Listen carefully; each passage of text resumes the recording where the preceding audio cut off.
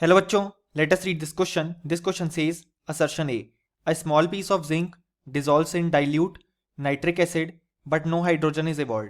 Reason are HNO3 is oxidizing acid and this oxidizes hydrogen evolved to water. और हमारे options हैं option A both A and R are true and R is the correct explanation of A. Option B both A and R true but R is not the correct explanation of A. Option C A is true but R is false. Option D A is false but R is true. Option E both A and R false. So इस question में हमें assertion given है कि small piece of zinc जो होता है वो dissolve हो जाता है डाइल्यूट नाइट्रिक एसिड में बट कोई भी हाइड्रोजन इवॉल्व नहीं होती है.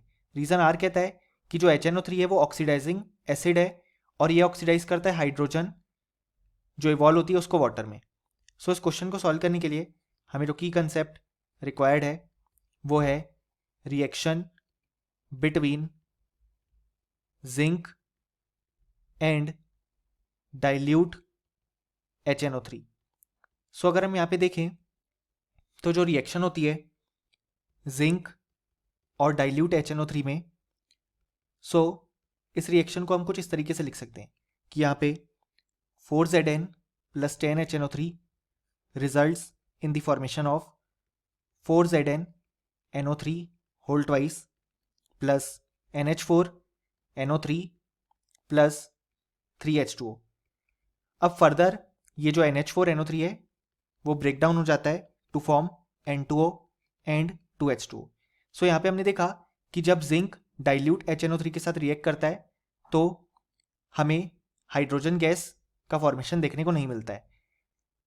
अब ये होता इसलिए क्योंकि यहाँ पे हमारे पास जो HNO3 है वो एक स्ट्रॉन्ग ऑक्सीडाइजिंग एसिड है. इस कारण से होता क्या है कि इस रिएक्शन में जो H2 इवॉल्व होती है उसको HNO3 ऑक्सीडाइज करके वाटर में कन्वर्ट कर देता है. इसी कारण से इस रिएक्शन में कोई भी हाइड्रोजन इवॉल्व नहीं होती है.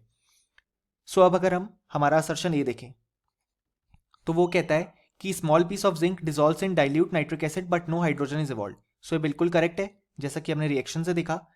और अगर हम रीजन आर देखें तो वो कहता है कि HNO3 जो है वो एक ऑक्सीडाइजिंग एसिड है और ये ऑक्सीडाइज कर देता है हाइड्रोजन इवॉल्व को टू वाटर.